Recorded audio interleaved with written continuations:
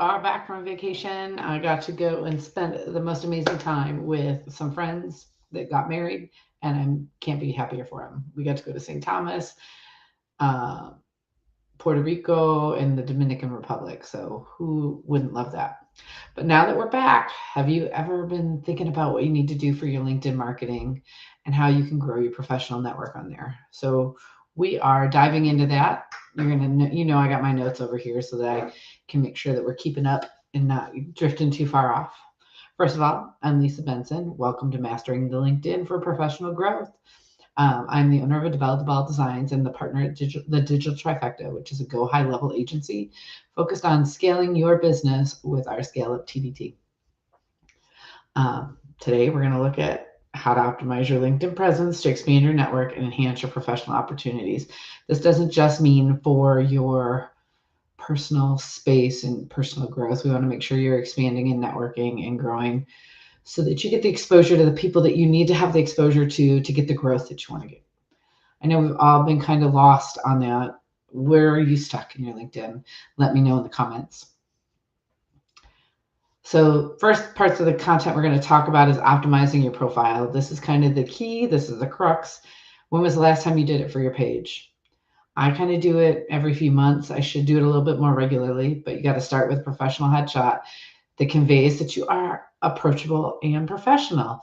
And your photo often is the first thing that makes the first impression. So you might not want to have a goofy little photo unless that is your personality. I don't want to deter you from being you, but you want to make sure that you're recognizing that this isn't Facebook or Instagram. This is actually a professional network. You want to have a compelling summary, craft a summary that just tells your story, not just your job title. You don't want to be like everyone else on there. You want to highlight your skills and experience and what sets you apart. Make sure you're incorporating some keywords in there that help you improve your visibility in the industry. Have you done that? Have you added keywords? It took me a bit to do it, but once I started doing it, I started generating more conversations and more follows. Detailed experience. List not just where you worked, but how you and what you achieved. Use bullet points to describe your roles and accomplishments and focus on the outcomes and the value that you added. Ensure your language is clear and your achievements are quantifiable. So what does that mean? You can't just say, I was a manager. You can say, I managed 6 people on a task. We achieved said and said goal. That's going to help you get the traffic, help you get some validity in what you're talking about. And remember, this may not get you the job, but people are looking at your LinkedIn to make sure that you are hitting the mark. If you are a female that's looking for some help on getting a new job or in the job market, please look for Kate Hudson, K-A-T, Hudson, H-U-T-S-O-N. She is all over my LinkedIn, but also she's on Facebook and Instagram. She's with Shattered Glass Coaching. She is thebomb.com. So now we're going to talk about building and expanding your network. You got to have a strategy for connecting. Do you have one? When you're looking to connect, target industry leaders, potential mentors, and peers. Use personalized connection requests, mentioning something specific from their profile and a shared experience that breaks the ice. So for me, I'm a veteran. I look for other veterans in the space, and I want to thank them for being a veteran. And every so often you do run into somebody that has vet somewhere on their profile, and it'll pick it up, but they're not actually a veteran. They're somebody that works within the VA system, or they support veterans in one way or another through a VSO or a VSL. So if you need help with that, please, Kate is the girl. Kate is the person for that. She's really awesome at helping you develop a strategy for connecting with new people. Make sure you pay attention to that networking etiquette. Be polite, be professional. If you're initiating contact, briefly introduce yourself and state clearly why you want to connect. Avoid being over salesy and focus on building genuine connections. So we all run into those naysayers or the aggressors. There are some times when you are not online and people want an answer and they want it right now. They're not necessarily your ideal client. So when somebody comes back with that negativity, just make sure that you look at it through clear lenses and say, that isn't the connection that I want to make here. Don't get down on yourself and don't stop what you're doing, because you are making progress in the right way. Have you thought about how you're going to do your content and your posting strategy? That's something that we got to think about here. Types of content you can create: share articles, write posts, and create videos. The biggest thing we want to focus on is adding value to your network. Content that educates, informs, and inspires tends to perform best, including industry insights, professional tips, and personal success stories. So I have found that when I take the time to write my articles, which I put out every Monday morning on LinkedIn, because I put it out at the same time every Monday, there are people that are waiting and people who have questions for me based on the content that I'm putting out, or they're waiting for the next piece.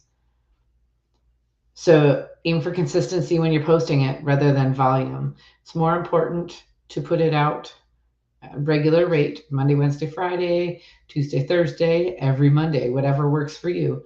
Start with one post a week and observe the engagement.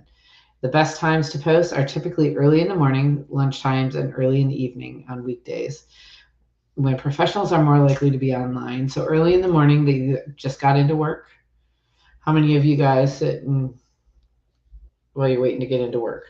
While you're on LinkedIn at that moment is up to you. That's not what I prefer to scan in the morning, but it is something that you can do.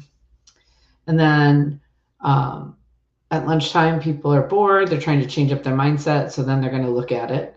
And then you also have those people who are doing it in the early evenings, trying to woosah. Some people are job hunting. Look to see what works for you. There are LinkedIn groups out there that you can be active in, and you need to find ones that are relevant for you. Take some time using the search feature to find groups that align with your professional interests and or your industry, and join those groups so you can start staying up to date on the industry news and trends, but also you can build connections with people in a like-minded industry that can help you grow. Establish yourself in thought leadership. Actively participate in discussions. Share your insight. We all have it. And some feedback. Consider posting relevant articles and thoughtful questions to stimulate engagement. Have you thought about what questions your ideal audience wants answered? So start driving some of that, because the more you ask those questions, the more you drive discussion and the more you stimulate the engagement. By being active in the groups, you can position yourself as a thought leader and expand your visibility. A lot of people use LinkedIn for lead generation. Is that something you use it for? There's a lot of trends out there for LinkedIn engagement and how you can develop leads. Highlight how LinkedIn can be a powerful tool. That's it. Simple in a nutshell. LinkedIn can be a powerful tool for identifying and nurturing potential business leads. Emphasize the professional part in the professional context of LinkedIn, which we all know it is a professional network. So you don't want to be throwing acronyms of things out there if you're trying to generate a broader audience. Not all audiences understand your acronyms. There's things like Sales Navigator, and then there's other premium tools out there that can help you grow. They're very essential in trying to hit the mass quantity, but LinkedIn wants you to spend money on LinkedIn. It is not as friendly as it could be to outside applications. You want to make sure that you are not sending out too many invites, because you can lock your profile down. So if you're struggling and you want some answers to that, again, Kate is your girl for the answers there. If you want to look at practical tips, use InMail or message people directly and be respectful with that outreach. Share updates and articles that add value to that person's life, not just your life. And you can grow your lead generation there. That's probably not the best example of how to do it. All I know is Kate gave me some excellent advice, and just to be in and make it part of your daily routine, and you start generating leads kind of overnight, even though it's not overnight, because you've taken the time to lay the platform to get the growth you want.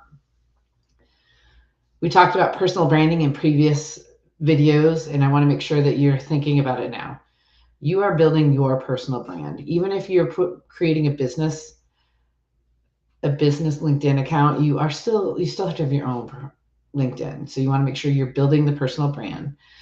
You want to make sure that you have a professional image, professional presentation, and that you're open to new opportunities and discussions.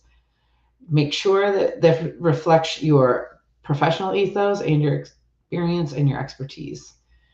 Content is key. Encouraging sharing content, reposting things that have value to you will help cross promote and generate business and a buzz for all of you.